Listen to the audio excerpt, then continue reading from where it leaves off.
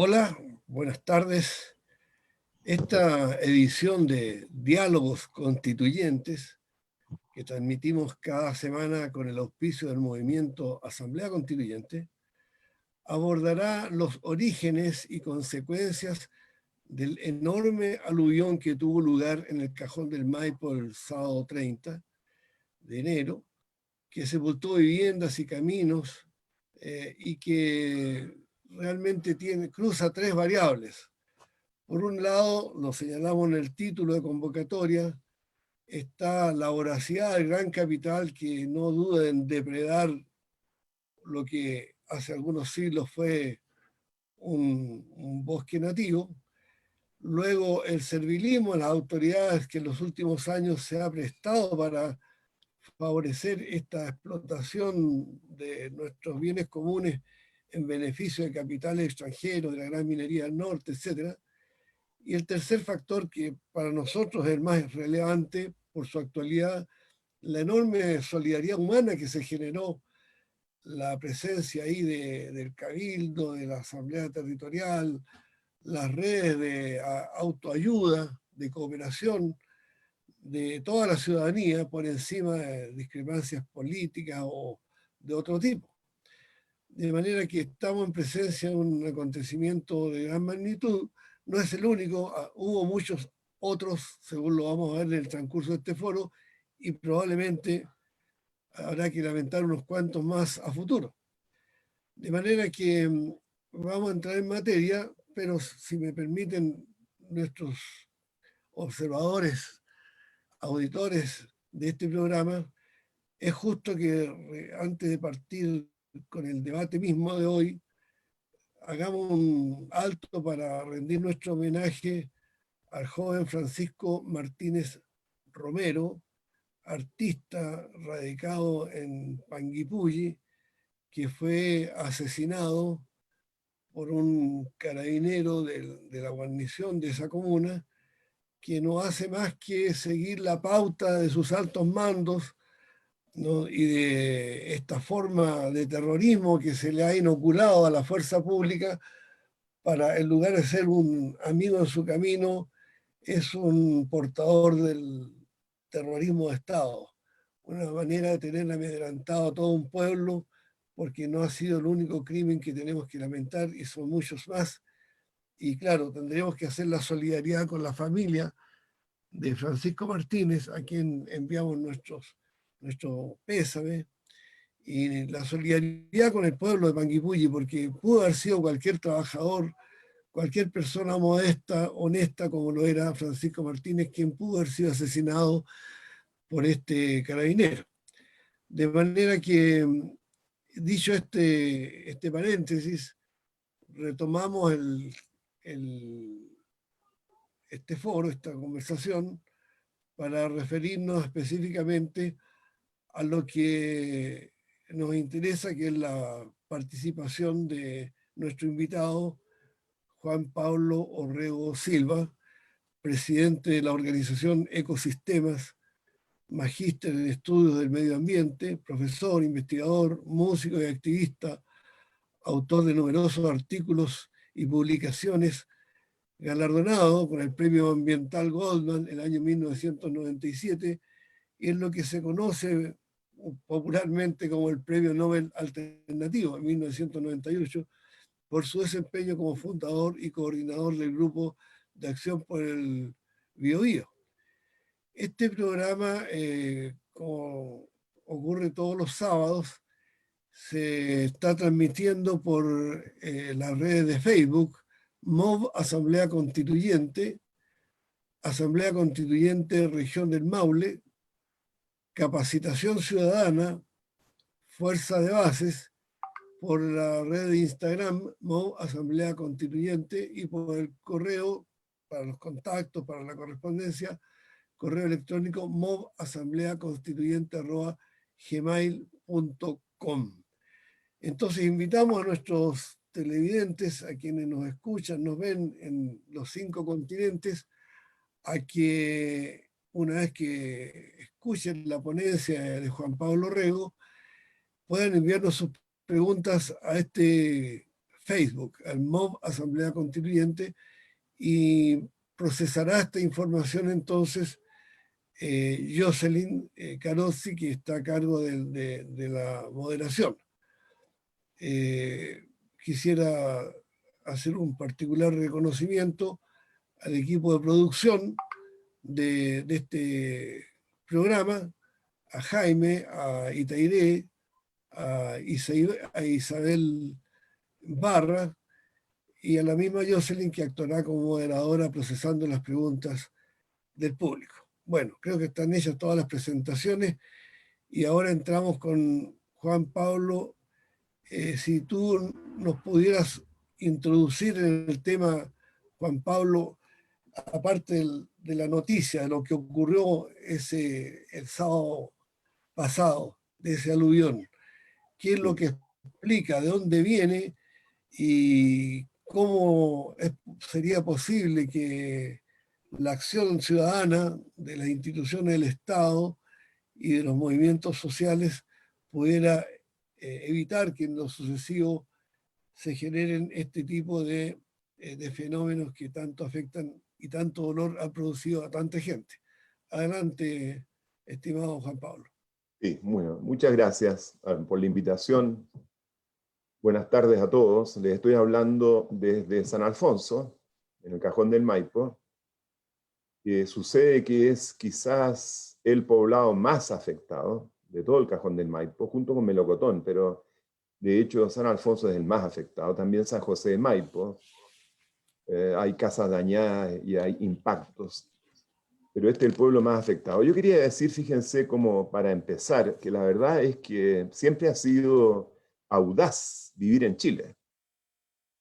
O sea, ¿se acuerdan del libro de Historia de Geografía de Subercaseaux, que decía Chile, una loca geografía? ¿Recuerdan eso?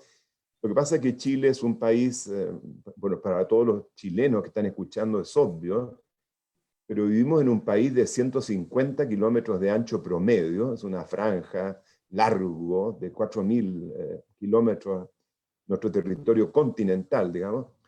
Y tenemos en nuestra vertiente oriental, una tremenda cordillera, la segunda cordillera quizás más alta del mundo, después de los Himalayas. Y entonces, y tenemos una cantidad impresionante de volcanes. Es un país muy volcánico. Y también está esta trinchera Chile-Perú, que corre a unos 180 kilómetros de distancia del litoral, en paralelo a todo Chile y Perú, donde se está hundiendo la placa de Nazca debajo de la placa sudamericana, que es la que provoca nuestros terremotos. De hecho, el último terremoto fue directamente causado por un movimiento ahí frente a Concepción. Entonces es un país volcánico, estrechito, entre la cordillera y el mar. Imagínense, 150 kilómetros de ancho promedio. Es un poco más ancho en la región de Antofagasta. En la zona de Illapel, Chile tiene 80 kilómetros de ancho. Entonces es un país que es su geología y su geografía es riesgosa, es audaz, es movida. Es un país telúrico. Y fíjense que esto lo descubrieron los españoles y después los primeros habitantes de Santiago muy tempranamente. Santiago no se pudo asentar hasta fines del siglo XVIII, realmente, comienzo del siglo XIX. Si ustedes miran la demografía en Santiago, de Chile, la ciudad no crecía, se mantuvo con números bajos de población, porque constantemente la ciudad era asolada por terremotos, por epidemias, tifus, viruela en particular, y también estaba la guerra contra el pueblo mapuche, y por lo tanto en esa época muy activamente los mapuches trataron de impedir que se instalara Santiago, porque veían que desde ahí probablemente se iba a seguir orquestando la agresión hacia ellos. Y después estaban las crecidas del Mapocho. Y fíjense que eso es súper interesante, porque ¿por qué se instalan los españoles? O sea, no tenían un dedo de mirada ecológica, realmente no tenían sabiduría en ese sentido, no sabían de Feng Shui, como dicen los chinos, porque se instalaron al lado del Mapocho, y el Mapocho durante el verano podía tener, como dicen los historiadores, un caudal chico y ruin, así dicen los historiadores. Pero resulta que en primavera y en el invierno, sobre todo durante los deshielos, los caudales del Mapocho crecían en forma pero muy importante, inundaban la ciudad o la naciente ciudad, la inundaban entera. Yo creo que ustedes saben esta historia. De hecho, el Mapocho tenía dos ramas. Una de ellas se iba por lo que es hoy día la Alameda. Corría un estero, un río, sobre todo durante los deshielos y en el invierno corría un río, por lo que hoy día es la Alameda. Bajaba besando el borde del Cerro Santa Lucía y se desviaba por lo que es hoy día la Alameda. Entonces se fija en un momento, siglo XVII, qué sé yo, ya a comienzo del XVIII, mediados del XVIII, se decía que el lugar era indomable, que había que abandonarlo. A otra gente decía que era un lugar maldito, porque seguían los terremotos y seguían las crecidas. Y curiosamente eso mantuvo a la población bastante unida, a pesar de una tremenda diversidad, los españoles, los criollos, se fija la presencia indígena, de indígenas más del norte, incluso se habla de población afrodescendiente en esos tiempos. Se mantuvo la unidad, que es lo mismo que está pasando ahora, fíjense, frente a la adversidad. Y a medida de que se empiezan a controlar todos estos procesos, incluyendo terriblemente, digamos, lo que se llamó la pacificación de la Araucanía, digamos que se vence la resistencia del pueblo mapuche, hasta cierto punto, digamos, pero se vence la resistencia aguda en ese momento, se canaliza el Mapocho, se trabajan mejor las aguas servidas, porque la epidemia de tifo era porque había simplemente excrementos en el agua, muy simple, entonces empiezan a manejar mejor las aguas servidas y las aguas limpias, empiezan a traer más aguas limpias de la quebrada de San Ramón, y etcétera. Se fijan, a medida que controlan todos estos procesos como agresivos, entonces Santiago recién empieza a crecer a fines del siglo XVIII, como decía, y explota Santiago a comienzos del siglo XX, 1940, hay como una explosión demográfica, mucha migración campo-ciudad y todos los cesantes del salitre, qué sé yo. Pero vengamos al Cajón del Maipo.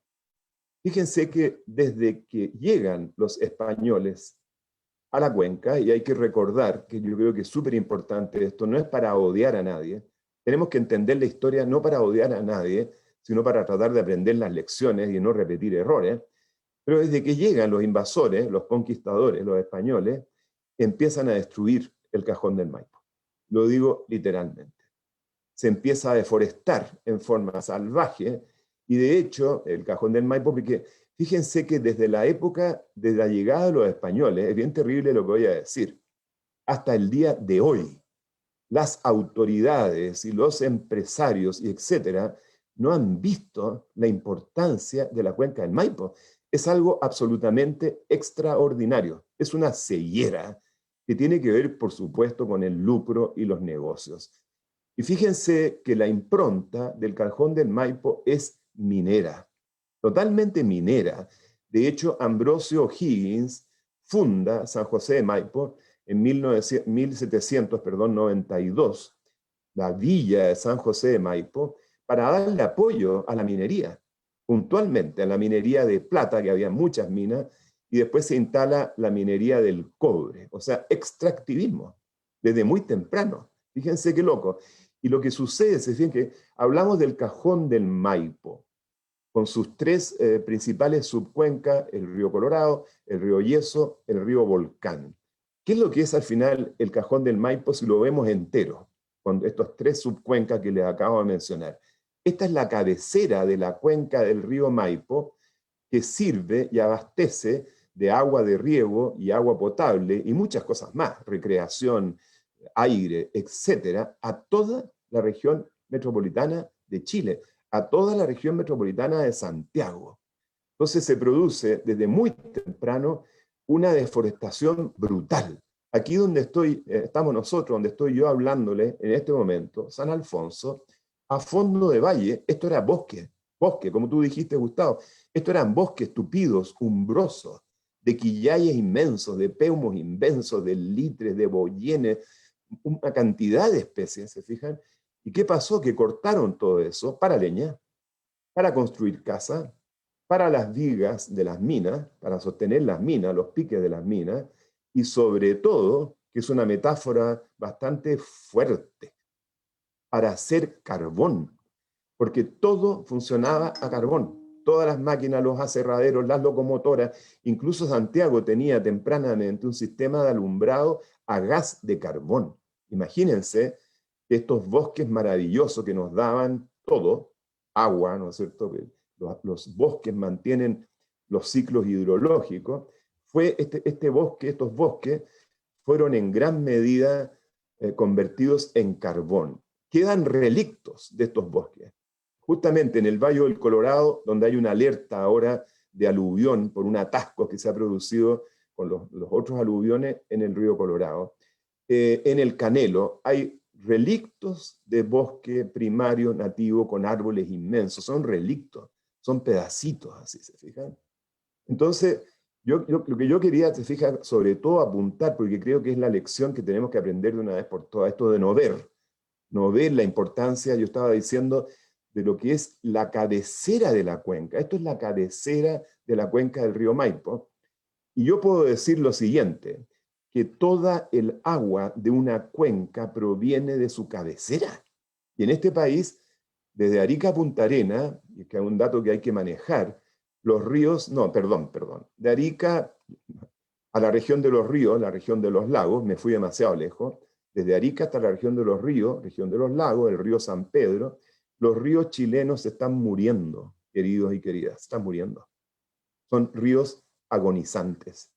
El río Loa, el río Aconcagua, el río Maipo, el río Maule, el Ñuble, el Biobío. Fíjense en el Maule, tienen toda la cabecera de la cuenca intervenida con algo 8, 9 centrales hidroeléctricas que serán de pasada, da lo mismo. Las cabeceras de las cuencas debieran ser cuidadas como un tesoro, porque son un tesoro. De ahí viene el agua para toda la cuenca. Ahora, uno podría decir, escucha, estos españoles que no entendían nada de ecología y no vieron la importancia de la cuenca y no vieron la importancia de la cabecera de la cuenca y le empezaron a hacer minería en la cabecera de la cuenca, pero estamos en el siglo XXI y sigue sucediendo lo mismo y gobiernos de todos los colores políticos han autorizado y avalado y apoyado un proyecto como Alto Maipo, que está escarbando, que yo espero que con estos aluviones finalmente, se fijen, la autoridad se decida a detener ese crimen, porque es un crimen, pero es un crimen sobre crimen sobre crimen sobre crimen, ¿se fijan? El proyecto Alto Maipo está degradando las 3 subcuencas de la cuenca del Maipo, las 3 que yo mencioné. Está metido, escarbando y haciendo túneles e interviniendo la cuenca del río Volcán, del río Yeso y del río Colorado. Imagínense. Y esto es ahora, siglo XXI. Entonces, ¿dónde está la curva de aprendizaje? ¿Qué es lo que ha sucedido? Te fijas, por eso cuando tú, Gustavo, porque al final tú dices esto del capital y la voracidad del capitalismo salvaje y todo, si tú miras esta cuenca entera y muchas otras cuencas de Chile, como mencioné, desde el norte hasta la zona sur de Chile, las cuencas están intervenidas de forma brutal con distintos tipos de industrias y actividades muy agresivas, enteras, en lo que llamamos sus secciones altas, sus secciones medias y sus secciones bajas. Miren el desastre ambiental que hay en la desembocadura del río Maipo. Es una cuestión dantesca. Y ahora quisieran, por eso te digo, ¿dónde está la curva de aprendizaje? Ahora quisieran muchos empresarios expandir el puerto de San Antonio y terminar de destruir, cubrir de cemento la desembocadura del río Maipo. Fíjense que los estuarios y las desembocaduras de los ríos son de los ecosistemas más ricos, más productivos del planeta Tierra, donde los ríos desembocan en la mar y se producen toda esta mezcla de aguas dulces y aguas saladas, y están los pájaros y los peces. Los ríos son vitales para la fisiología de los mares, de los bordes costeros, incluso de los mares interiores, porque los ríos aportan sedimentos orgánicos que llamamos nutrientes, que es fácil entender por qué son tan importantes, pero también aportan sedimentos inorgánicos, como el sílice, sin el cual no pueden existir las diatomeas, que son estos microorganismos, estos protoctistas, estas algas, que tienen un esqueletito de sílice. Los ríos dejan de aportar sílice, se derrumba la cadena trófica, la cadena alimentaria del borde costero y del mar interior. Los peces de mar interior vienen a los estuarios, a las desembocaduras, a desovar, porque ahí está la productividad, ahí está la vida, ¿se fijan?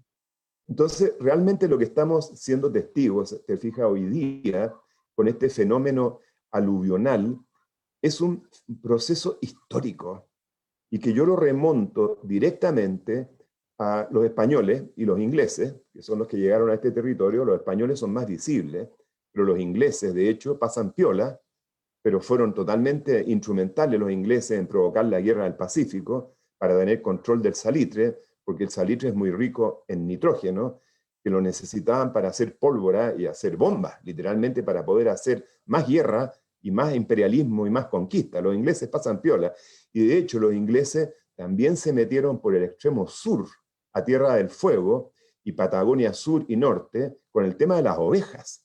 La oveja, el ancestro de la oveja, es un animalito del Medio Oriente, ¿no es cierto? Y termina en la Patagonia y Tierra del Fuego, miles de ovejas, y los indígenas de esos territorios fueron aniquilados para que no molestaran, no obstaculizaran, ¿se fijan?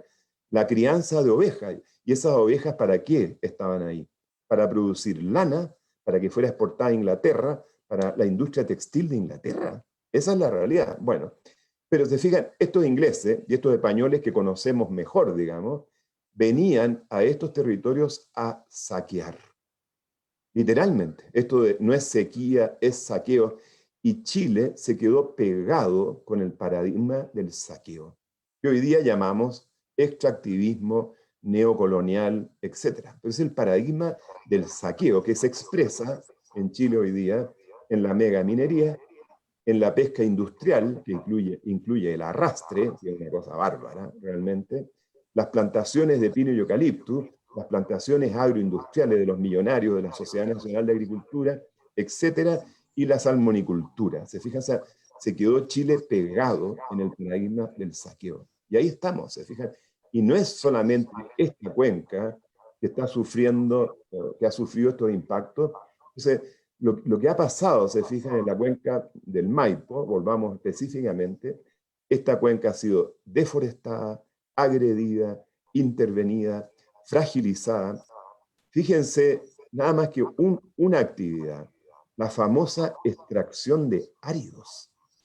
Ese es uno de los primeros principales asesinos de cuencas y de ríos en Chile, es la extracción de áridos, y que presenta, por supuesto, un dilema, porque ¿cómo sigues haciendo concreto armado y puentes y obras y edificios, etcétera, si no tienes la gravilla, el ripio, etcétera? Es un dilema. Es un dilema. O sea, es como el país y los países están adictos a los áridos. Pero resulta, aquí en el Cajón del Maipo, aquí abajo nomás, en la sección, yo te diría, alta media, y ustedes lo pueden ver con sus ojos, cuando cruzan por el camino que se viene por el Toyo, el camino alternativo que hizo Pinochet, de hecho, como vía de escape alternativa, cuando ustedes pasan por ahí, van a ver que todo el cauce entero del río está escarbado. Es un negocio gigante. Los áridos son un negocio gigante. Y si ustedes cruzan el puente que cruza el río Maipo, la carretera, la ruta 5, donde cruza el río Maipo, observen, no es fácil porque hay unas barandas muy grandes, pero podrían subir, hay un camino que va por arriba y mirar hacia abajo. Y van a ver que todo el lecho, todo el cauce está escarbado. Y no solamente está escarbado, lo han usado después los tremendos hoyos a donde han sacado la gravilla, los han usado de basureros. O sea, así estamos tratando nuestros ríos en Chile y así estamos tratando nuestras cuencas.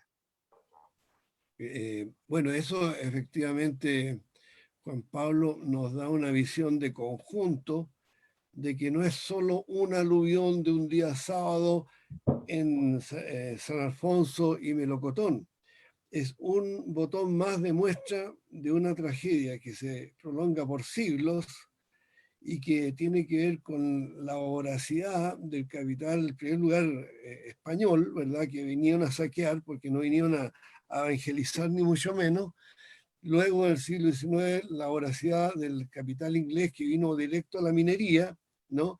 Mientras también la oligarquía arrasaba con los mapuches en la zona del Gualmapu, y en el sur los meléndez mandaban a matar a los Sherman, ¿verdad? A las comunidades indígenas, y le pagaban $1 por una oreja, ¿no? A cada persona que llevaba la muestra de haber asesinado a un Sherman. Es decir, el exterminio se transformó en un negocio, y sobre ese chorro de sangre está instalada la, comillas, democracia chilena, la institucionalidad chilena. Ha sido muy ilustrativa la síntesis que tú nos haces, porque nos demuestra, primero, que es un tema histórico; segundo, que es un problema de todo el país, de Arica a Magallanes; y tercero, por lo que yo quiero preguntarte ahora, porque nada de eso habría sido posible si no hay parlamentarios, partidos políticos que permiten a estas empresas extranjeras tener privilegios, y sobre todo tener impunidad, porque Sí, esto es muy poco conocido, pero la sí, mayor parte de la inversión extranjera de los grandes monopolios se realiza violando flagrantemente las propias leyes del Estado, inclusive la Constitución de Pinochet. total. Es decir, el mecanismo de acumulación originaria de la empresa extranjera es profundamente corrupto, profundamente sucio. Y para poder imponerse, entonces, hay que comprarse periodistas para que no digan nada en la prensa, hay que comprarse jueces para que los pleitos los diriman en favor de estas empresas, hay que comprarse diputados y senadores para que hagan la vista gorda en el Parlamento, hay que comprarse ministros y presidentes de la República. Es decir, es un mecanismo que no podría funcionar sin esta red de corrupción, que finalmente estalla por el lado de un aluvión. Sí.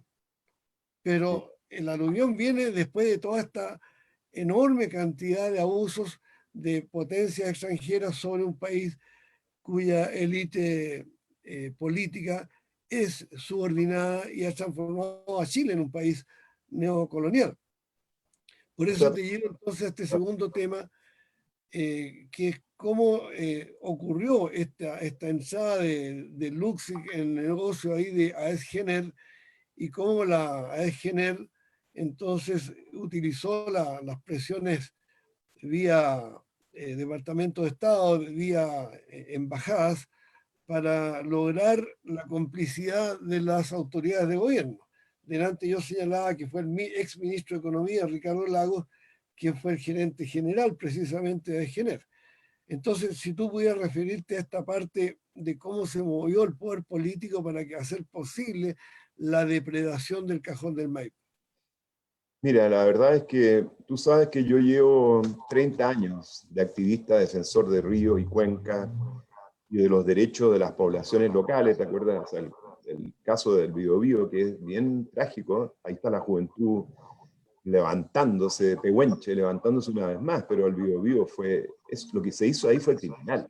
Y ojo, Gustavo, que hay que mencionar siempre a los bancos, el poder financiero, el Banco Interamericano de Desarrollo, el Banco Mundial son absolutas y totalmente cómplices de todos estos descalabros. Están presentes en este proyecto, están financiando Alto Maipo, además de otros 6 bancos, pero el BID, imagínate, que últimamente está pretendiendo tener un liderazgo en el tema aguas y financia Alto Maipo, y el Banco Mundial, a través de la Corporación Financiera Internacional, también financia Alto Maipo. Nosotros presentamos queja con la coordinadora, con Marcela Mella, ante estos 2 bancos, y nos dimos cuenta que los mecanismos de queja de los 2 bancos son ridículos, son una farsa, y le hemos hecho saber a las comunidades del mundo que no acudan a estos mecanismos de queja porque son absolutamente inútiles.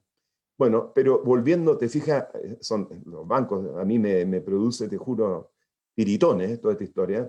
Nosotros con el Biobío también presentamos queja, y eso me da, fíjate, aún más inquietud, perdona que vuelva atrás, porque a los bancos, porque resulta que presentamos una queja ante el Banco Mundial el año 1995 por el caso de Pangue, y después Pangue y Ralco, pero primero con Pangue. Y fíjate que los mecanismos fueron mucho más efectivos. O sea, mandaron a 2 consultores independientes, un tremendo ecologista muy famoso en Estados Unidos que ya falleció, y a un antropólogo muy potente de la Universidad de Arizona, que nos dieron la razón a nosotros en la mayoría de los argumentos que estábamos esgrimiendo en ese momento. Ahora, ¿qué es lo que pasó? Finalmente, el banco amenazó a Endesa con default, con el préstamo, y lo que hizo Endesa fue devolverle, era Endesa en esa época, devolverle el préstamo al Banco Mundial y recontratarlo con un banco alemán. Siempre hay un banco que está dispuesto, ahora imagínate los bancos chinos hoy día, etc. Bueno, pero te quiero decir, el mecanismo funcionó mejor en 1995 que ahora, 2020, porque finalmente el informe fue emitido el año pasado, ¿te fijas? O sea, los mecanismos están peor, son totalmente dependientes del directorio, hacen lo que los directorios digan de los bancos, que son total y absolutamente desarrollistas, ¿te fijas? Y al final las recomendaciones son todas post. Nosotros pedimos premura, se demoraron 3 años en evacuar su informe, cuando nosotros le decíamos que Alto Maipo estaba construyendo, que necesitábamos un proceso mucho más rápido, ejecutivo, al contrario, lo dilataron, y las recomendaciones finales son totalmente ridículas. Bueno, pero volviendo ahora finalmente a Chile, a nuestro sistema, digamos, este proyecto no debió haber sido autorizado jamás, nunca, como muchos otros proyectos. Pero imagínate, Gustavo, estamos con cambio climático agudo, provocado por nosotros y provocado por la misma voracidad de la que estamos hablando. En el Cajón del Maipo estamos sufriendo una sequía extrema. El año 2019 cayeron 82 milímetros de lluvia.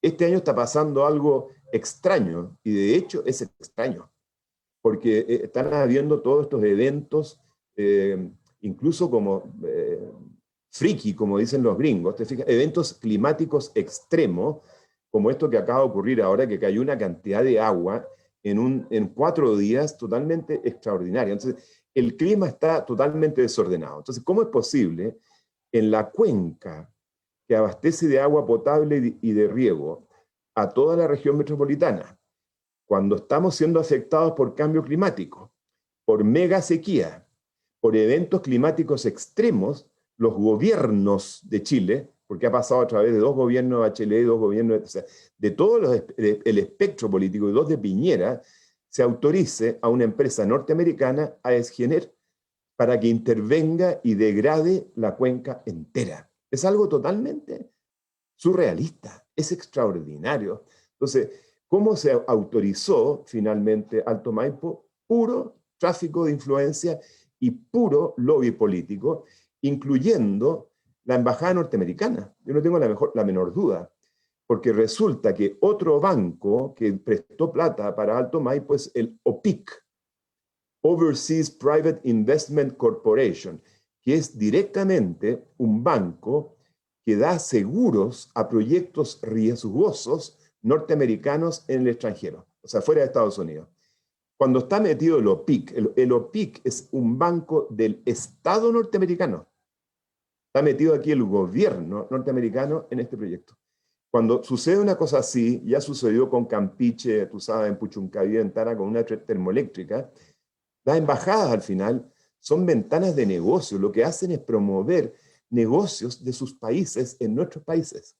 Entonces, solamente el tráfico de influencia y el lobby te pueden explicar, te fijas, que este proyecto totalmente descabellado haya sido autorizado. Y de hecho, hubo una investigación de la Cámara de Diputados, tú sabes, una comisión de la Cámara de Diputados, que dijo lo mismo. Pero como todo esto está diseñado de una manera muy astuta, esas resoluciones, o sea, ¿qué es lo que dijo lo mismo, perdón, a la Cámara de Diputados? Que el estudio de impacto ambiental era una ridiculez, un absurdo, y de que el proyecto no debió haber sido autorizado jamás. Pero ¿qué es lo que pasa? Que las resoluciones de estas comisiones investigadoras de la Cámara de Diputados de Chile no tienen diente político, son totalmente testimoniales, no muerden, no hacen nada, no producen ningún efecto, es insólito. Se quedamos con ese testimonio y algunos diputados se ganan unos puntos diciendo algo que parece útil, ¿te fijas? Pero es totalmente inútil al final, porque no tiene ningún efecto en el terreno, ¿te fijas? Entonces, la única explicación, y Lüksik es muy importante, perdona, porque vamos a darle la palabra a Jocelyn por lo que veo, pero para cerrar nomás el tema de Lüksik. Lüksik se hace socio de este proyecto con un interés creado absoluto, porque él quiere electricidad para su proyecto Pelambres. Esta gente está hilando. Lüksik es como, francamente, uno de los señores feudales, uno de los dueños de este país. Su poderío es totalmente inverosímil. Fíjate que hasta que Lüksik entra como socio, Alto Maipo no se estaba consiguiendo los créditos, porque evidentemente los bancos veían que era demasiado riesgoso. De hecho, se acercó Mitsubishi al proyecto, lo miró y se retiró. ¿Te fijas? Entra Lüksik y Lüksik pone la espalda, y en un periodo de tiempo muy corto había un consorcio de 8 bancos prestándole dinero al Alto Maipo, incluyendo los multilaterales que ya mencioné. O sea, el señor Lüksik es 100% responsable de este proyecto Alto Maipo y de todas sus consecuencias, sin lugar a dudas. Y ustedes saben muy bien la influencia que ha tenido Lüksik en los gobiernos de la concertación. En realidad, lo que hacen estos empresarios, miren a Julio César Ponce Lerú, ellos riegan plata a diestra y siniestra. Esa es la estrategia que ellos usan, ¿no es cierto? Es darle plata a todos los partidos y tenerlos, como tú describías, Gustavo, al final, manteniendo las cosas exactamente a donde ellas, las leyes, la ley de pesca, la ley de minería, lo que sea, los derechos de agua, etcétera, manteniendo el status quo que le ha sido tan conveniente a todos estos multimillonarios. O sea, las 3 familias, estas que son las familias más ricas de Chile, Angelini, Mate, Lüksik, ¿te fijas? Ellos han contado con la anuencia del Parlamento chileno a lo largo de estas últimas décadas, desde que volvimos a la democracia cautiva, digamos, y por supuesto que antes. Fíjate que Julio César Ponce Lerú, hablando de deforestación y todo esto, Julio César Ponce Lerú fue director de la CONAF en 1974, después del golpe militar. Lo puso ahí, por supuesto, en ese momento era yerno de Pinochet, lo puso Pinochet. ¿Cuál fue, nada más que muy ilustrativo esto, cuál fue la misión de Julio César Ponce Lerú en la CONAF? Promulgar el decreto 701 de 1974, que lo que hacía era subsidiar la destrucción del bosque nativo y su sustitución por plantaciones de pino y eucalipto. O sea, a lo que quería llegar, además, ¿te fijas? Es que esas cosas no se les ocurrían a los militares, a eso me refiero. O sea, yo estoy seguro que este sector forestal, están detrás los Angelini, los Mate, de hecho, ¿te fijas? Les soplaron al oído que había un negocio fenomenal que se podía, al gobierno militar, a la junta militar, a la dictadura militar, que se podía hacer un negocio fenomenal plantando pinos y eucaliptos. Y tú sabes bien, ustedes saben bien, que las 3 regiones hoy día más invadidas por plantaciones de pino y eucalipto, empezando por la Araucanía, seguida por Biobío y después Maule, son las regiones más pobres de Chile. Araucanía es la región más pobre de Chile. La invasión de los desiertos verdes, como dicen los Peñi, los hermanos mapuche hablan de los desiertos verdes. Las plantaciones para ellos son los desiertos verdes. Biobío es la región con más plantaciones, con mayor superficie de plantaciones de todo Chile. Es la segunda más pobre de Chile. Esto es súper gráfico. O sea, ecocidio, sociocidio. Y la quinta región más pobre es Maule, invadida por plantaciones, particularmente ahora agroindustriales. Entonces, si ustedes se fijan, y con esto cierro esta perorata, perdonen, pero se fijan, lo que ha sucedido en el Cajón del Maipo es como una especie de versión concentrada, muy gráfica, muy ilustrativa de lo que ha pasado en todo Chile. Por eso yo decía, el paradigma del saqueo se quedó pegado en todo Chile. Lo que pasa, donde llegaron primero, fue aquí. Se instalaron ahí, ojos, así, que la gobernación española por muchos años estuvo en Concepción, porque era un tema totalmente militar. Como estaban en guerra con el pueblo mapuche, mantuvieron el eje, en el fondo, en Concepción por muchos años, aunque Santiago fue declarada la capital y todo, pero habían 2 ejes ahí, Santiago y Concepción. Pero eso, insisto, o sea, lo que ha pasado aquí, lo que está pasando en el Cajón del Maipo, me gustaría que habláramos, eso sí, de lo que viene y qué es lo que se puede hacer, por supuesto, porque si no nos quedamos con el puro horror. Y hay que también mirar el futuro y cómo revertimos esto. Muchas gracias, Juan Pablo. Yo creo que en esta segunda parte quedó bien abrochado como una unidad en relación a tu introducción respecto a lo que ocurrió en los últimos 300 años y cómo está hoy Chile en manos de estos grandes capitales que tienen tanto poder que no necesitan dar conferencias de prensa. Es decir, no están este cabildeo, esta cosa secreta de los pasillos, no aparece nunca en la prensa, pero de repente aparecemos entonces que capitales chinos se compraron la mayor parte de las acciones de la empresa distribuidora de electricidad. Y eso CGE. no es noticia. Entonces después mueren personas, hay enfermedades, no tenemos cómo cubrir las consecuencias de una pandemia y es difícil que el ciudadano común y corriente asocie los grandes hechos de la política, las elecciones, con la continuidad de gobiernos que sea Elwin, sea Frey, sea Lagos, sea Bachelet o sea Piñera, sirven por igual a este gran capital extranjero. Yo te agradezco por la claridad, además por la simpleza de tu exposición, y le voy a pedir a Jocelyn Carossi que nos presente las preguntas que está formulando nuestro amable público de los 5 continentes. Adelante, Jocelyn. Muchas gracias, Gustavo. Gracias, Juan Pablo, por haber aceptado nuestra invitación y también agradecer a toda la gente que nos sigue toda la semana en nuestros foros. Tenemos saludos desde Florencia, Italia. Arnoldo Mora nos saluda desde allá. También Jorge Moraga de Ontario, ¿cierto? Canadá. Y Patricio Rivera también nos envía un saludo desde Pedro Aguirre Cerda. Nos informan a través de nuestro chat que hay diversas manifestaciones por la muerte de Francisco Martínez, el malabarista de Panguipulli. Hay represión en Concepción, en Pedro Aguirre Cerda, en Plaza Dignidad, también en Plaza Ñuñoa.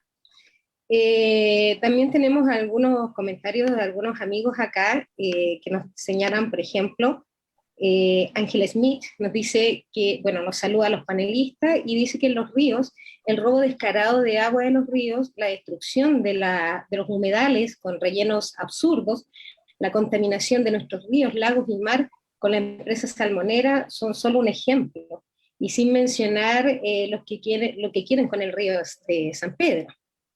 También tenemos a nuestra amiga Nelly Cárcamos, que nos dice que, de acuerdo a su opinión, decir que quienes han permitido y a la vez se han enriquecido destruyendo esta cuenca, no vieron el daño que se provocaría. Es un poco quitarle gravedad a la decisión que han tomado los gobiernos y los empresarios, que no me cabe duda, ni la más mínima duda de que así saben y sabían perfectamente que los ríos y las consecuencias que esto provocó y provocará y seguirá provocando a millones de habitantes. Dice que su percepción es lo único que le interesó y le interesa es que asegurar sus ganancias, estamos hablando de los empresarios. Mientras vivíamos en un sistema neoliberal, ¿es posible revertir esta situación? También tenemos una pregunta por acá que nos dice, Daniela Masrato dice, ¿cómo AES Jenner puede acceder a las aguas del embalse El Yeso y la Laguna Negra y lo Encañado para abastecer a Alto Maipo si su contrato con Agua Andina, si la empresa sanitaria tuvo la concesión de esta agua, era con el único y exclusivo propósito de proveer de agua potable a la población de Santiago? Y si es así, ¿cómo se permite este contrato? Bueno, ¿hay más preguntas le damos la palabra de inmediato a Juan Pablo o tienes otras preguntas, Jocelyn, por favor? Es que vamos por partes, tratemos y voy a tratar de contestarlas mucho más breve, ¿ya? Si puedo. Ya.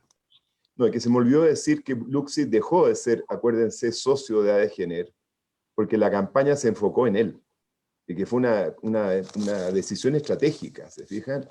Y él entonces se bajó, pero su contrato de Alto Maipo, digamos, para abastecer Pelambre sigue vigente. y de hecho le han estado abasteciendo con esa electricidad desde siempre, desde las termoeléctricas, etcétera, ¿no? El contrato no necesita que se construya Alto Maipo, él ya tiene esa electricidad. Eso es importante, y Luxic se bajó, y es bien curioso, ¿eh? Porque a ti te interesa harto esto de Luxic, Gustavo, claramente a mí también, porque desde que sucedió eso, Luxic, ustedes saben, puso Instagram y no sé qué, y se metió en las redes sociales, y empezó a tener un diálogo con la gente, que ahora ese diálogo está mediado por donaciones, él está regalando plata, así, milloncitos para la gente, o sea, es una cuestión súper vergonzosa, pero como que se metió en las redes sociales para tener como una cara y demostrar que no es tan malo y qué sé yo, etcétera. Pero ya no es socio, eso es lo que quería decir, no es socio de Alto Maipo.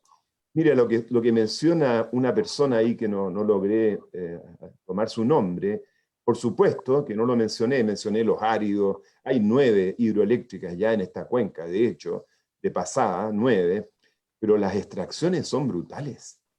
Las extracciones de agua del río Maipo son brutales y no son precisamente para abastecer al pequeño agricultor, al campesino en la cuenca, son básicamente, de nuevo, para la agroindustria, ¿cierto? Y fíjense algo que la gente no sabe, que es súper tierno, que es bonito.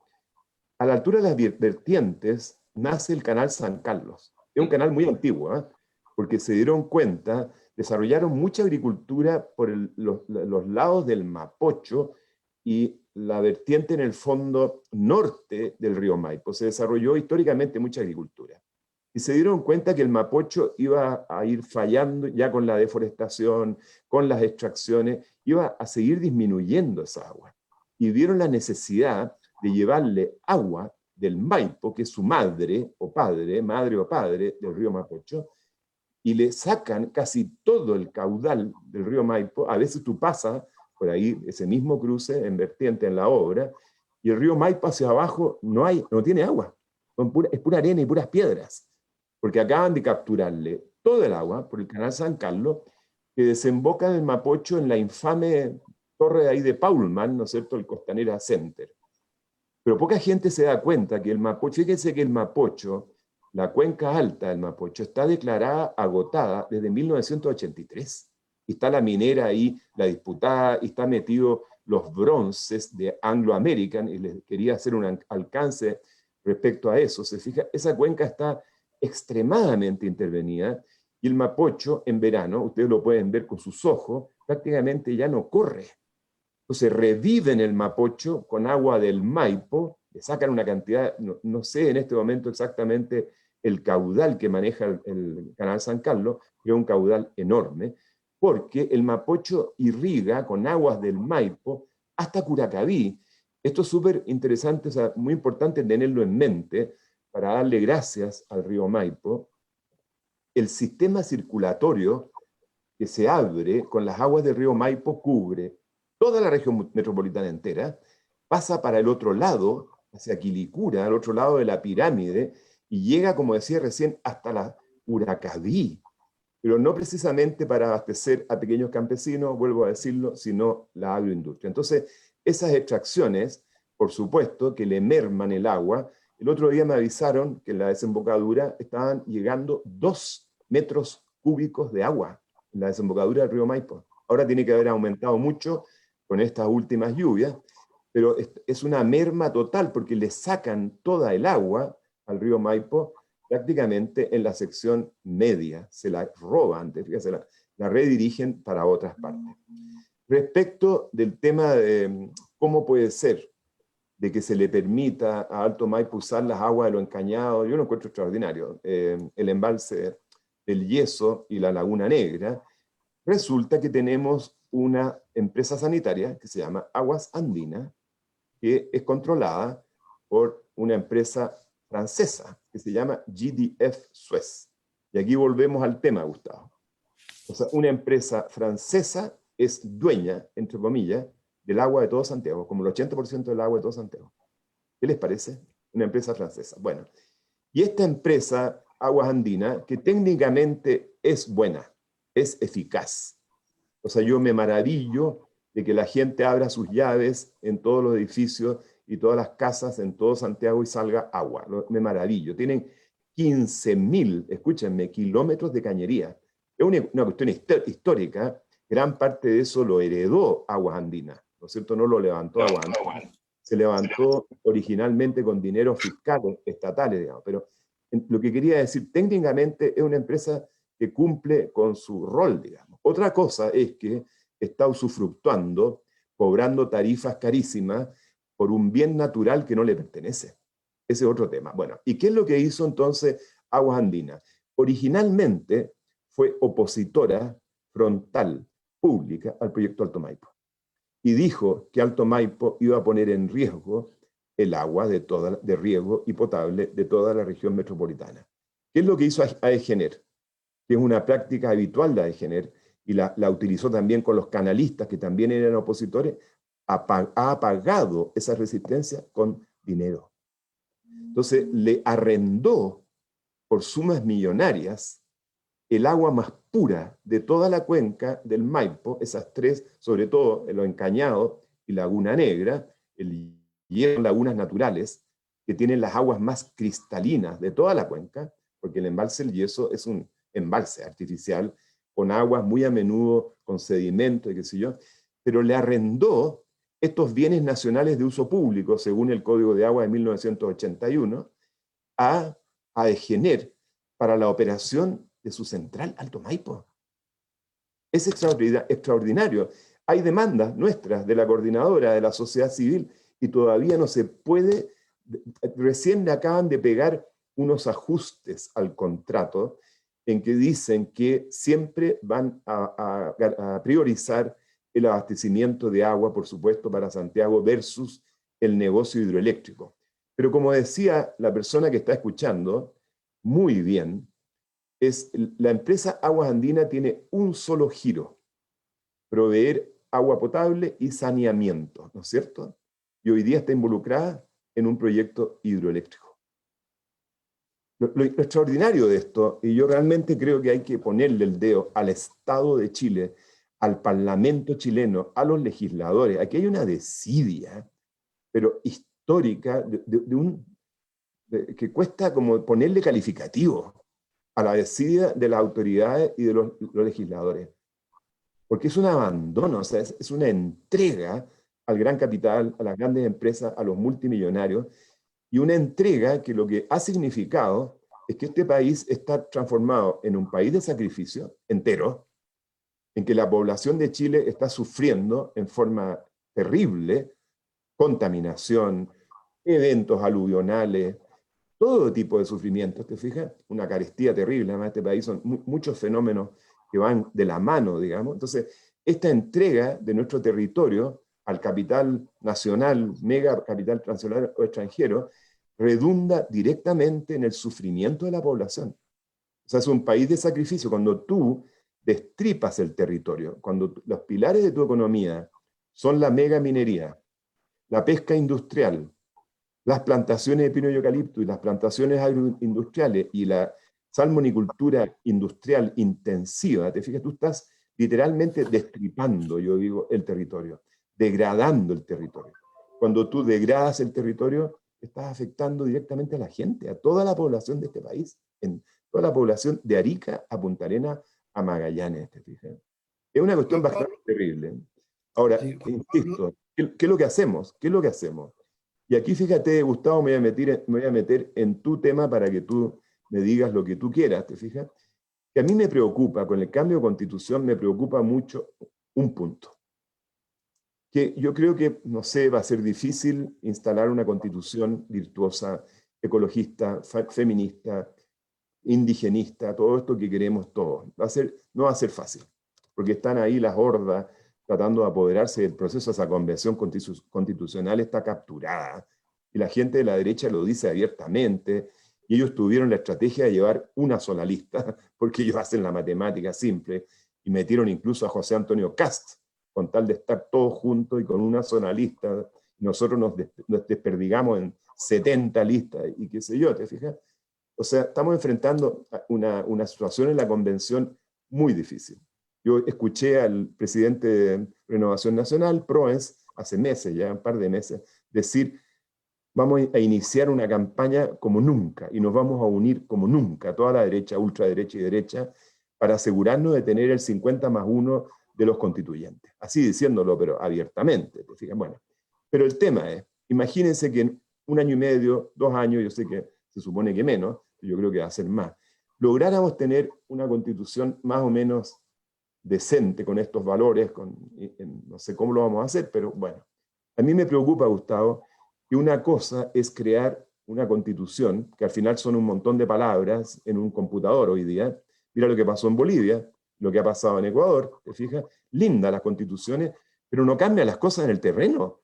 Entonces, ¿qué es lo que pasa? Que lo que nos está matando, lo que nos está realmente haciendo sufrir y creando el sacrificio de este país, es lo que llamamos el modelo de desarrollo. Yo lo llamo modelo de antidesarrollo, es el sistema económico. ¿Te fijas? Este extractivismo neoliberal. Y resulta que ese extractivismo neocolonial, ese extractivismo está anclado en propiedad privada, lo que se llaman las concesiones mineras, concesiones, lo que llamamos derechos de agua, las concesiones de pesca, las concesiones salmoneras, pura propiedad privada. ¿Te fijas? De hecho, se estaba mencionando ahí la Sociedad Nacional de Agricultura, los grandes agricultores, son dueños como del 80% de los derechos de agua consultivos de Chile. Hay gente que afirma que son 80, porque además hay todo un espacio que no se... Los derechos de agua, no está claro quién los tiene y dónde están. Esa falta de claridad le conviene a esta gente. Bueno, entonces el tema es, ¿cómo nos sacamos de encima el sistema económico? ¿Cómo nos sacamos de encima a las minas, la pesca industrial, las plantaciones, la salmonicultura intensiva? Ese es el tema, que tienen su propiedad privada supuestamente, legítimamente adquirida, ¿te fijas? Porque yo creo que hay que limitar, pararles el carro a las mineras, pero en forma severa. Te voy a dar un dato, porque van a decir, alguna gente va a decir, pero ¿cómo le va a parar el carro al sector que para el sueldo de Chile? Falso. Bueno, para empezar es falso. Y el aporte al PIB es 8, 9, depende del año, qué sé yo. Pero yo he descubierto algo extraordinario.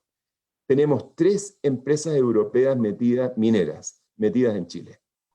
Río Tinto, Glencore y Anglo American. Yo acabo de publicar un artículo en Desconcierto súper fuerte, porque ¿qué es lo que se descubre? ¿Qué es lo que descubrí investigando y en diálogo con las organizaciones europeas? De hecho, me apoyó la fundación del Premio Nobel Alternativo, me puso contacto y todo. ¿Qué es lo que se descubre? Estas empresas europeas que nos están despedazando el territorio, llenando de tranques de relave, de termoeléctricas, de todo tipo de impactos socioambientales, son abastecedoras netas de la industria bélica europea. Y más encima, esos gallos pueden tener utilidad a esas empresas, lo miramos nosotros, de 1.300 millones de dólares en un año. Y dejan en Chile 50 millones de dólares de royalty. Es que es demencial, es una locura. O sea, tratar de sacarnos a esas empresas, te fijas, mineras de encima, no le va a hacer un daño gigante a la economía de nuestro país. Al contrario, nos sacaría una cantidad de daño socioambiental extraordinario de encima. Y tú podrías decir lo mismo de todos estos sectores extractivistas, la pesca industrial, las plantaciones de pino y eucalipto en manos de los Angelini y los Mates. El punto es, ¿cómo salimos de eso? ¿Vamos a expropiar? ¿Vamos a caducar?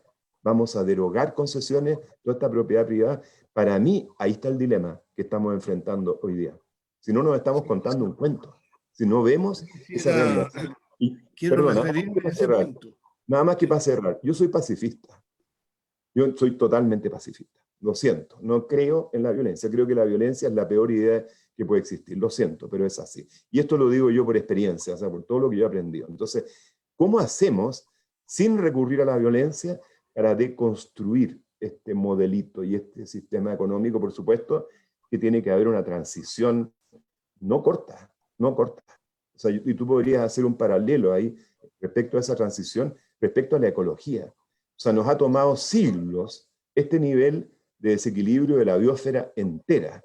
Probablemente nos tomaría décadas y quizás siglos restaurar esta biosfera malherida, porque está la biosfera entera. Eso es otra cosa que hay que decir. Chile es uno más del paquete. Está el mundo entero sufriendo los embates de este capitalismo salvaje, de estas empresas voraces, de todo esto. ¿Te fijas? Está la biosfera entera en desequilibrio, por eso el cambio climático. ¿Te fijas? Pero ese es mi dilema. ¿Cómo deconstruimos el modelo de antidesarrollo?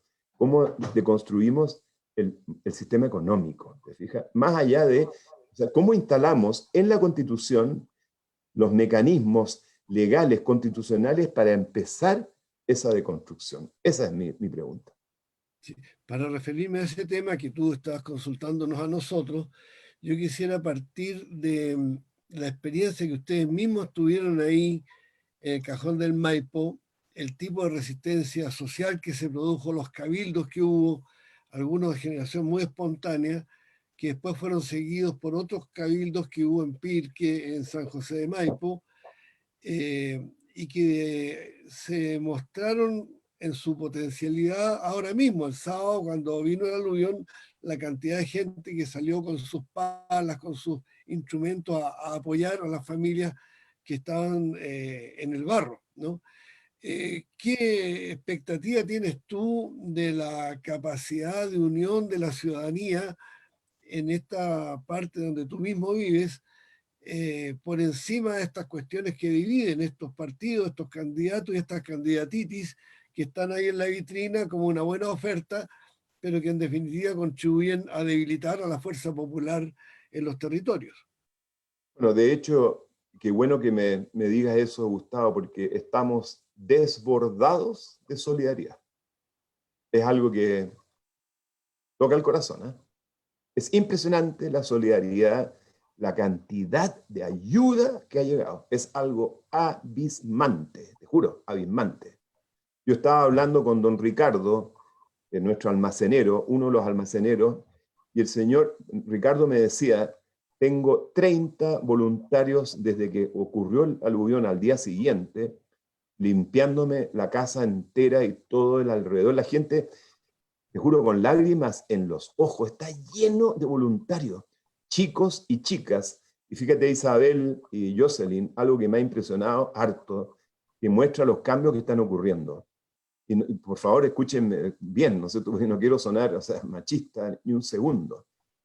Las chicas con las carretillas y paleando barro, pero mano a mano con los hombres. Perdónenme, pero hasta ahora yo no había visto esto tan fuerte, tan fuerte. Y hay que tener demasiado cuidado con decir, te llevo la carretilla, te ayudo, te llegan unas miradas fulminantes. Bueno, pero estamos desbordados de solidaridad. Ha llegado una cantidad de ropa, de comida, carretilla, y sigue llegando, oye, hidrolavadoras, la gente está pudiendo lavar sus casas. Es una cosa extraordinaria, el pueblo chileno poniéndose las pilas, pero a concho, es realmente algo emocionante. Bueno, esa misma energía, ¿cómo se canaliza, te fijas, con este total escepticismo que tiene toda la gente, que tenemos todos, hombres y mujeres, con la clase, como se dice, es un cliché, pero la clase política, ¿te fijas? Con la gente con ambiciones políticas, que ha llegado a un extremo excesivo, ¿te fijas? Pero ¿cómo se canaliza esa energía? Tú hablas de los cabildos, yo participé en muchos cabildos y asambleas, me asombró también la energía, ¿se acuerdan?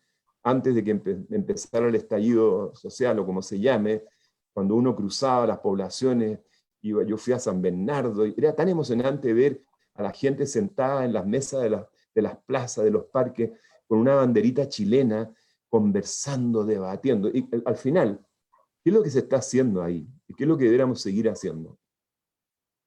No soñando, es visualizando el Chile que queremos y que necesitamos. ¿Cómo podría ser un sistema económico virtuoso? ¿Cómo podría ser un sistema alimentario, una agricultura virtuosa? ¿Cómo podría ser un sistema de pensiones decente, virtuoso? ¿Te fijas?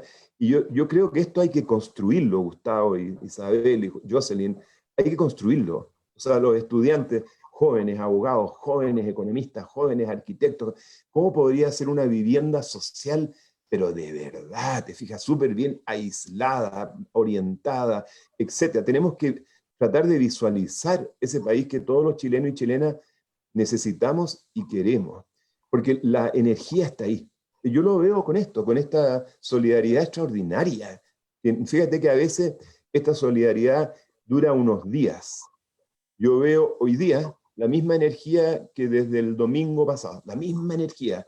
Y de hecho, los carabineros, la municipalidad ha tenido que poner un poco freno, porque era como una ola, al principio era un problema, porque no podían despejar el camino, fíjense, porque había demasiada gente, demasiados vehículos, demasiada gente ofreciendo ayuda. Es notable esto. Bueno, yo creo que esa misma energía, o sea, esa energía está latiendo en todo Chile. Fíjense, lo que necesitamos es levantar un proyecto lindo, ético, inteligente, ¿te fijas? Pasar de la fase primaria, en que estamos atascados nosotros, destructiva, proyectar una fase terciaria, en donde lo que desarrollamos es la inteligencia, el bienestar mental, la salud mental y física. Mira cómo está la salud mental hoy día en el mundo y en Chile. Es un desastre, es un verdadero desastre, ¿te fijas? Pero lo que yo estoy tratando de decir que yo veo en los jóvenes en particular, pero también en muchos mayores, las ganas, la inteligencia, la energía, ¿te fijas? Pero siento como que todavía no está el canal, esto no está todavía la forma, el proyecto, por decirlo así. Y creo justamente que la Convención Constitucional, te fijas, puede ser una tremenda desilusión al final, por muchos motivos, porque está capturada, porque el mismo sistema parlamentario al final, y qué sé yo, pero sobre todo porque al final salgamos con estas palabras, pero que no toquemos el fondo del problema. Entonces, también eso para mí, y no soy yo, no tengo la solución, Isabel y Jocelyn y Gustavo, yo no tengo la receta en absoluto, en absoluto. Es algo que tenemos que construir. ¿Cómo canalizamos esta energía poderosa, solidaria, generosa? A mí me llegaron aquí, mira, brigadas a limpiarme el jardín, que me llegan a dar un poco de vergüenza. Mi jardín fue cubierto por una capa de 10, 12, 15 centímetros del fango gelatinoso, arcilloso más increíble que yo he visto, todo mi jardín entero. Pero mi casa estaba intacta. Pero había tanta ayuda que igual vinieron unas brigadas a ayudarme a limpiar mi jardín. Todavía no terminamos, y de hecho después se transformó en algo familiar. Mis hijos, mis hijas, nuestros amigos han seguido ayudándome y ya está bastante restaurado el jardín, ¿te fijas? Pero imagínate la generosidad para venir un rato a ayudar a este caballero que tiene su jardín tapado de fango, igual hubo ayuda.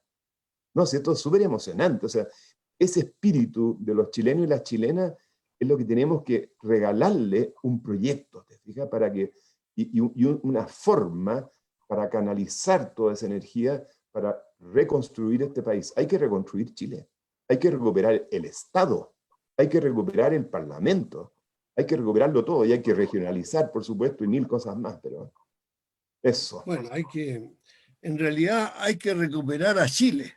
Sí, sí, sí. Se lo han llevado no solo el cobre, el hierro, el litio, el mar, no nuestra energía, hasta nuestro sol, ¿verdad? Todo lo que dé utilidad a las potencias del norte, pero para permitir ese saqueo han prácticamente cooptado a la institucionalidad, no a un partido, no a un gobierno, sino que a los partidos, a los gobiernos. Hay gente de izquierda que a veces nos critica a nosotros porque decimos, claro, ustedes hablan de los partidos en general, pero es evidente que partidos que ayer planteaban la necesidad de nacionalizar el cobre, por ejemplo, o de terminar con los privilegios militares, ahora cuando viene el periodo de elecciones necesitan alianzas con partidos que han sido parte de este sistema, parte de este saqueo, parte de esta impunidad, se callan.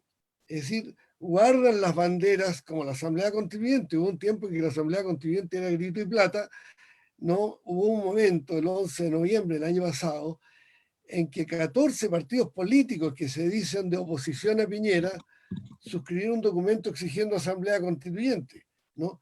3 días les duró el heroísmo a esos partidos.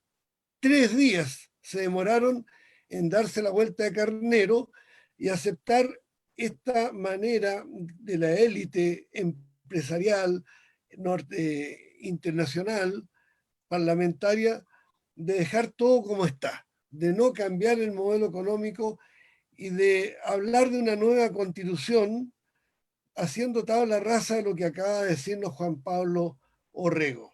La constitución es un papel escrito y el papel aguanta todo. En derecho eso se le llama el derecho positivo. El saqueo, el robo, las trampas, la corrupción de los gobernadores, de los alcaldes, de los ministerios, de los seremis, de estas fiscalizaciones truchas que se hacen por cuenta de las propias empresas transnacionales, eso no está en la Constitución.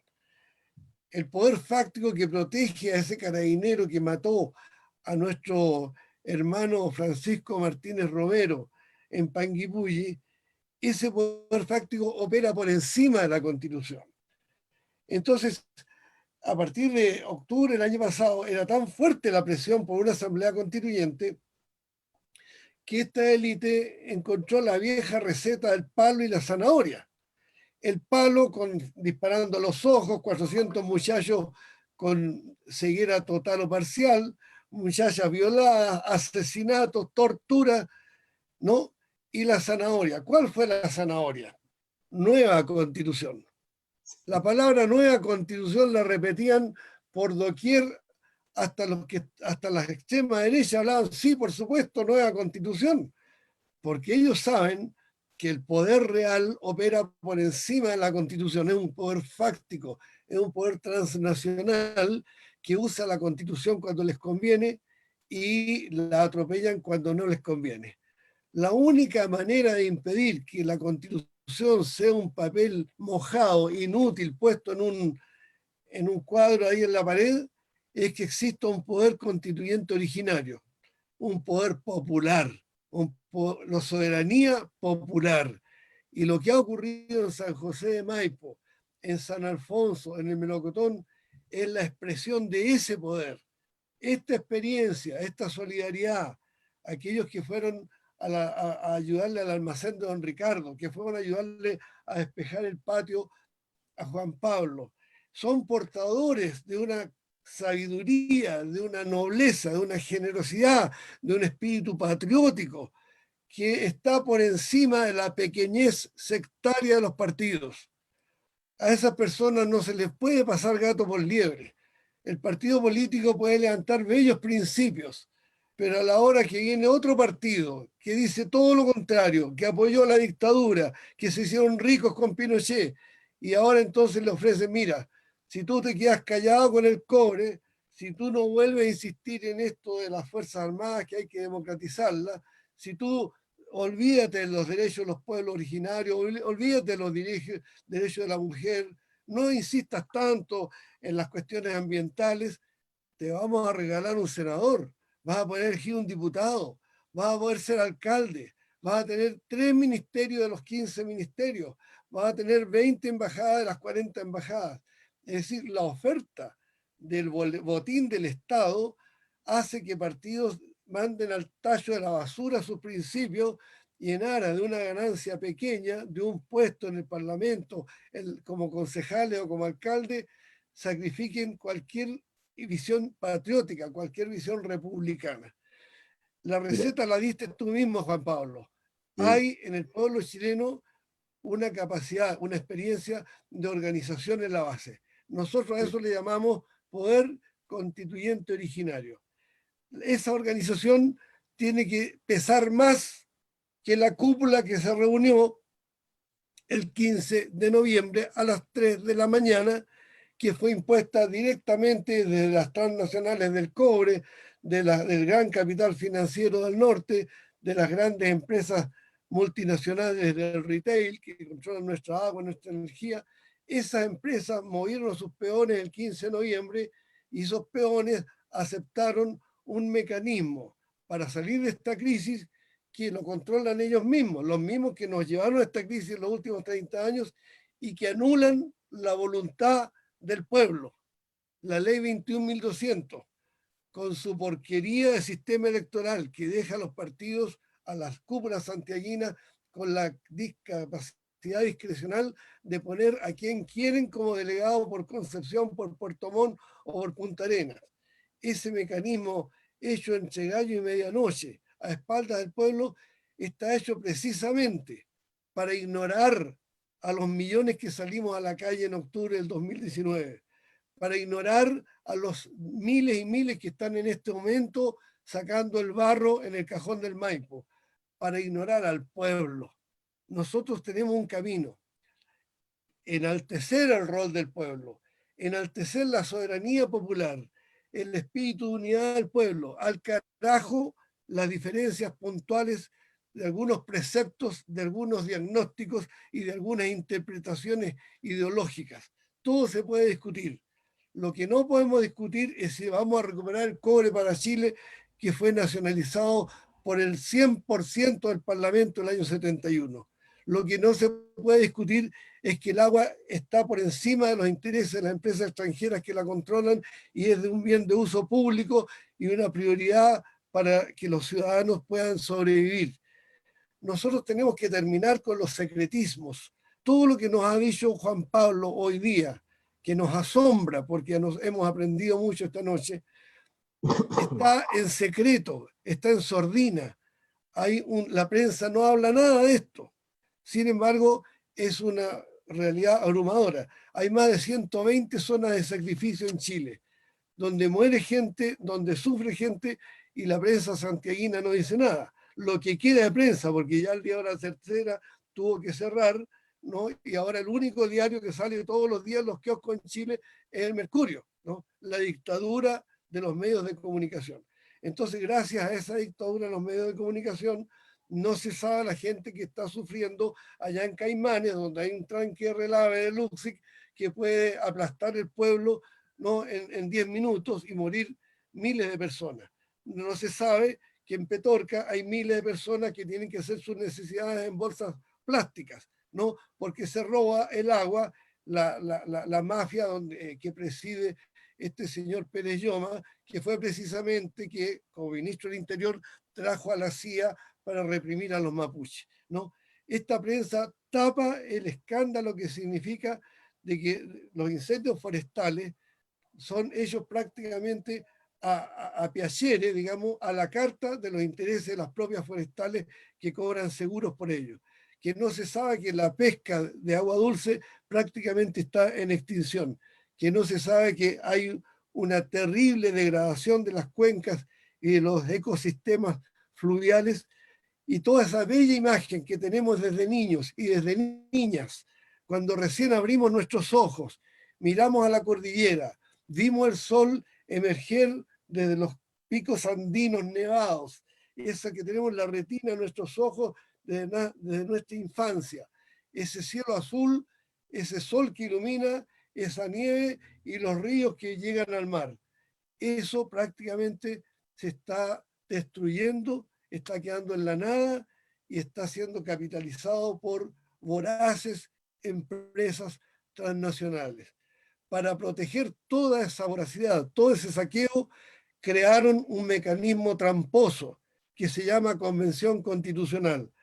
Y para asegurarse de que en esa Convención Constitucional a nadie se le ocurra recuperar estos bienes que son de todo Chile y que han sido saqueados por el capital extranjero, traen a los intelectuales desde Europa, desde Estados Unidos, por un convenio que firma el presidente Piñera con la OCDE, de manera que mientras estén reunidos los señores convencionales, la Convención Constitucional, van a tener supervisores que van a estar cautelando que no haya una coma que dañe los intereses del capitalismo europeo o norteamericano. Esto es un escándalo, y no solo un escándalo desde el punto de vista noticioso, moral, esto es un crimen, como lo ha dicho Juan Pablo Orrego. Contra este crimen tenemos que rebelarnos, no solo contra el crimen de Francisco Martínez o el crimen de Catrillanca, contra todos los crímenes que se cometen todos los días en todo Chile. Este es un llamamiento también para nuestros propios hermanos y hermanas de la cuenca del río Maipo. Hoy por ti, mañana por mí. Ellos tienen que poner en sus demandas hoy día la necesidad necesidad de normalización de la vida de los vecinos del Maipo, pero mañana tendrán que ayudar a las zonas de sacrificio de todo el país que están soportando condiciones de vida espantosas. Si no nos arreglamos entre todos, si no nos ayudamos unos con otros, la oligarquía va a seguir poniéndonos trampas como la ley 21.200. Nuestra propuesta es muy concreta. No podemos endosarle una vez más a los partidos políticos que nos defiendan de los aluviones, ¿no?, o de la sequía y de la depredación de nuestros bosques en nuestras cuencas. Esta es una tarea de los pueblos, y si los dirigentes de los partidos y los parlamentos no cumplieron en estos 30 años con esa responsabilidad, y si el 15 de noviembre se hicieron un traje a la medida para ellos, para apartar al pueblo las decisiones a través de la Convención Constitucional, nosotros tenemos que trabajar duro para que haya una verdadera asamblea constituyente que cambie las leyes, pero que además de cambiarlas, se preocupe que la ciudadanía sea el garante de que esas leyes que van a las nuevas leyes, la nueva constitución verdaderamente democrática, se cumpla y no quede como un papel mojado, no quede como letra muerta, que es lo que ocurre actualmente. Ese es el llamamiento de la Asamblea Constituyente. Quiero agradecerte, Juan Pablo, por la enorme experiencia que nos has regalado, que hemos compartido. Quiero agradecer una vez más a Jocelyn, a Isabel, a Jaime, a Itairé, a Benjamín, por producir este programa, que no es tan fácil producirlo, y estoy haciendo un llamado a todos los que vieron este programa, que en 10 minutos más va a estar en las páginas de Facebook que ya ilustramos al comienzo, para que lo viralicen, porque no es posible que se pierda una información tan preciosa como la que hemos recibido esta tarde. Tú querías hacer una despedida, Juan Pablo, te ofrezco la palabra. Solamente que no les mencioné, ¿se acuerdan del gasoducto de Gas Andes? ¿Sí? Hablando de intervenciones, es la herida que hizo Gas Andes para instalar su gasoducto, cruza todo el cerro Franjas Blancas que se vino abajo. Es un cerro que estos cerros están en proceso de desintegración, es natural, y las quebradas son aluvionales, y volvamos a recordar la deforestación, la sequía, pero es un hecho de que esa herida cruza todo el faldeo del Cerro Franjas Blancas o Cabeza de Ternera. O sea, Gas Andes aquí tiene una responsabilidad también muy alta. Y justamente sería bueno, Gustavo, hay unas fotos que mi hijo logró enviarles a ustedes, que sería interesante verlas para que nos quedemos con el testimonio vivo, ¿te fijas?, por medio de las imágenes, de lo que sucedió y lo que está sucediendo, lo bueno, o sea, lo duro, los aluviones. Es un fenómeno aluvional múltiple, ¿eh? No es un aluvión, son múltiples aluviones a los dos lados de la cordillera. Bueno, y toda esta solidaridad. Yo creo que las fotos muestran, espero, porque eso le pedí a mi hijo, también muestran a la gente trabajando para rescatar las casas y todo lo demás. Gracias, Juan Pablo. Me avisa Jaime que están disponibles las fotos. Antes de mostrarlas en pantalla, me avisan desde el control que hay una consulta de un señor Canales. Jocelyn, por favor. Claudio. Gracias, Gustavo. Sí, bueno, Claudio Canales pregunta a nuestro invitado si cree que realmente tenga importancia que las comunidades se articulen y si podremos detener a las grandes empresas o a lo menos minimizar el impacto de su depredación si nos organizamos y fortalecemos el tejido social. ¿Qué opina usted, Juan Pablo? O sea, y a continuación vamos a ver la fotografía. Adelante, Juan Pablo, por favor. Sí, no, estoy absolutamente de acuerdo. O sea, es lo que necesitamos hacer, articularnos. Ahora, el otro día yo escuchaba a Luis Raceto, este sociólogo, lo escuché en un conversatorio, y él decía lo siguiente, que es bien fuerte. Decía, nosotros tenemos calculado que un 10% de la humanidad es la élite. Élite entre comillas, o sea, porque élite suena como bueno, no. La élite que está orquestando el desastre, los empresarios, los millonarios, la clase política, esa élite calculamos que es más o menos un 10%. Y decía, calculamos que hay un 15% de gente cada vez más despierta, y ese 10% de la élite no quiere que cambie nada, lo que estamos diciendo, que no quiere que cambie el status quo porque les significa a ellos pingües ganancia. Bueno, y un 15% que está despertando, que está despierta con un nivel cultural que no significa tener un título universitario, sino una mirada sistémica, generosa, solidaria, conectada con todas estas temáticas que hemos mencionado, 15%. Y un 75% es una masa dormida. Estoy contestando la pregunta de Claudio, o sea, de la dificultad que entraña esto, porque ellos calculan, estos sociólogos, y por supuesto que es una metáfora, y cómo han calculado esto, o sea, es cuestionable, lo que ustedes quieran, pero uno siente más o menos este juego. Y ese 75% está atrapado entre la miseria, la pobreza y la precariedad, y al otro lado, y el consumismo. Es un fenómeno, es como un efecto de pinza. Entonces, fíjense, contestándole a Claudio, ¿cómo es posible que no hayamos sido capaces de parar Alto Maipo? O sea, ¿cómo es posible que a lo largo de esta década y casi 12 años, desde que anuncian el proyecto y lo autorizan y todo esto, no hemos sido capaces de articularnos para pararlo en seco, ¿se fijan? Ahora, no es fácil, ¿eh? No es nada de fácil, porque estamos luchando contra una cosa, o sea, un entramado muy grande que incluye la Constitución, que incluye muchas cosas, ¿te fijas? Entonces, yo creo, y contestándole a Claudio, yo creo que esa es la clave. La pregunta es ¿cómo lo hacemos?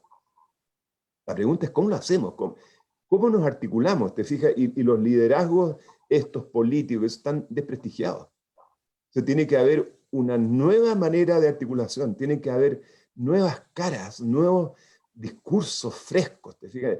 Ahora, para mí eso es el dilema. O sea, creo que la única salida es tejer una sociedad nueva.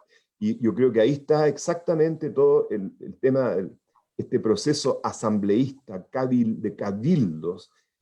Eso es lo que tenemos que alimentar nosotros, lo que yo estoy tratando humildemente, con documentos, en los conversatorios, de alimentar ese proceso de retejer, ¿te fijas? Porque al final somos la mayoría, no tengo la menor duda. El problema es que no nos articulamos de Arica a Punta Arenas, ¿te fijas? Y esta élite, justamente, por eso decía lo del 10%, es la minoría, sin lugar a dudas. Entonces, quedémonos quizás con eso, después vemos las fotos para cerrar, ¿te fijas? El desafío es ser muy inteligente, muy amoroso, muy generoso, ¿te fijas? ¿Cómo hacemos para que esta articulación, o sea, este potencial que está de Arica a Punta Arenas, lo conectemos, lo tejamos? Ese es el desafío. Ese es el desafío. Y alimentar ese proceso con buenos insumos, con buenas ideas, con documentitos cortos, te fijas, con insumos para esa articulación. Y por eso yo digo, para que podamos reconstruir este país. Y yo, como mayor, como Gustavo un poco, somos mayores. Ojo, hay que tener paciencia. Yo le digo esto a los jóvenes. No queda otra. Porque no tenemos la varita mágica de Harry Potter, por desgracia. Va a tener que haber una transición. Tiene que haberla. Por eso yo comparaba el proceso de restauración ecológica, de regeneración ecológica, que es lo que necesitamos, porque necesitamos reforestar las cuencas, restaurar los ecosistemas, regenerar el territorio, regenerarlo ecológicamente, es lo que necesitamos. Eso tampoco va a ser de un día para otro. Fíjense el dilema del Cajón del Maipo. Es decir, todos tenemos mucha gente muy claro que tenemos que reforestar. ¿Cómo reforesta si no llueve? ¿Cómo reforesta si no llueve? Insisto, estas lluvias han sido un fenómeno extraño de este año, muy extraño. Pero la tendencia de los últimos 12 años es que está lloviendo cada vez menos, cada vez menos. Estoy planteando nomás estos dilemas, te fijas que para restaurar, quiero decir, hay que prepararse para un trabajo precioso. Yo lo encuentro maravilloso. Y se lo digo a los jóvenes, qué desafío más increíble que reconstruirlo todo y restaurarlo todo, ¿te fijas? Pero saber que no va a ser fácil. Y que algunos como nosotros, yo no lo voy a ver. Yo tengo mi realismo bien metido, ¿te fijas? Pero que sepan los jóvenes, porque si los jóvenes éramos y somos impacientes, ¿te fijas? Va a tener que haber una transición, pero empecemos hoy, ¿te fijas? Hoy. Pero va a tomar un tiempo esta restauración, esta reconstrucción. No hay otra. Esto no se puede relevantar, reconstruir de un día para otro. Eso es importante saberlo para no perder la paciencia e irse a la violencia, ponte tú. Es súper importante saberlo. Hay que tener paciencia. Lo que no significa no ponernos a trabajar hoy, como todos estos chicos y chicas que están paleando barro hoy día aquí en las casas afectadas. Gracias, Juan Pablo. Antes de Eso. despedirnos, le vamos a pedir a Jaime que nos ponga en pantalla las fotos que nos provee Juan Pablo. Y tengo un mensaje de Isabel, nuestra coordinadora general, Ya. que no sé si tendrá acceso al audio. En todo caso, si se Sí, acá estoy, conecta con... Gustavo. Ah, ya, perfecto. Acá Primero estoy. vemos las fotos y cierra Isabel entonces. Veamos las fotos primero. Por favor, Jaime, adelante. Dale, Jaime.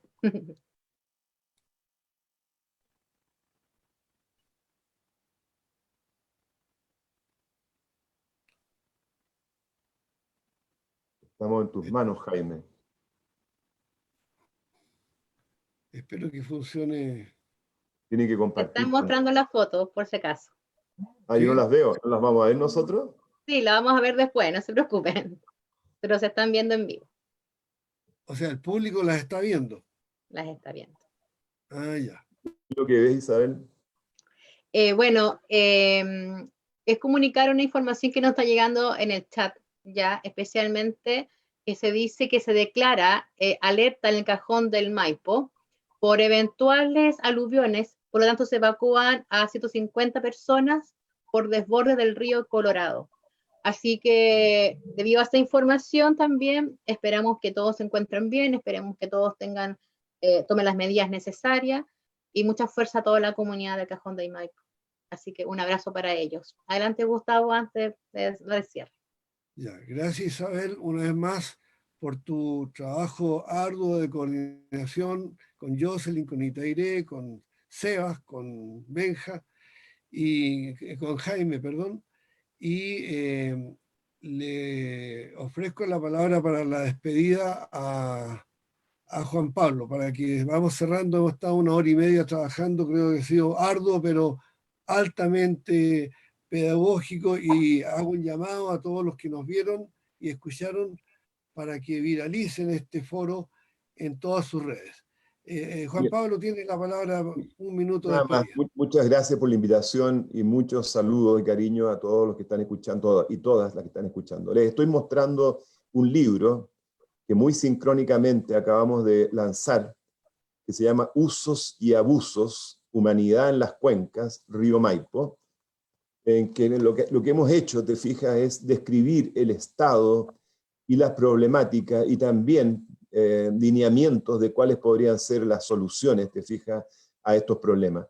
Y yo creo que la sociedad civil tiene que hacer esto en todas las cuencas. Yo los invito a que levantemos información. No ha sido fácil, la información es difícil de encontrar, desordenada, disímil, contradictoria, pero hay documentos del Ministerio del Medio Ambiente. Uno tiene que hacer un juego como una especie de cuestión submarina, de sumergirse, pero al final lograr hacer estas radiografías de nuestras cuencas. El libro va a estar vía digital en nuestra página web www.ecosistemas.cl y hicimos 1000, porque no nos da para más, que vamos a estar distribuyendo a toda la gente que podamos mano a mano. Pero insisto, esto es como una especie de escáner, de radiografía de nuestra cuenca. Lo que se ve no es fácil de digerir, pero el propósito de ese yo creo que es súper importante, no generar más rabia, no generar odio sobre todo, sino lanzarnos a la reconstrucción, la restauración. Eso es lo que nos interesa a nosotros, mostrar el mal estado, pero no para achacarse y llenarse de rabia, sino para que le pongamos el hombro a la restauración. Ese es el punto. Bueno, gracias Juan Pablo. Saludo a todas y todos los que nos vieron esta noche y Gracias. los invitamos para el próximo sábado a una nueva edición de los foros y de los diálogos que impulsa el movimiento por la Asamblea Constituyente en la ruta que hoy día, a esta hora, en este minuto, se está construyendo en el Cajón del Maipo, la ruta de la unidad de las y de los chilenos y chilenas por encima de sectarismo para generar un poder constituyente que logre rescatar para Chile el concepto de la soberanía popular, que está siendo gravemente agredido y soslayado por este falso proceso de convención constitucional. Entonces nos despedimos con un viva Chile y con viva la Asamblea Constituyente. Hasta la próxima. A la próxima. Buena. Hasta luego. Gracias. Muchas gracias. Gracias. Que estén bien, cuídense. Vamos por la Asamblea Constituyente. Así es. Vamos. Luego.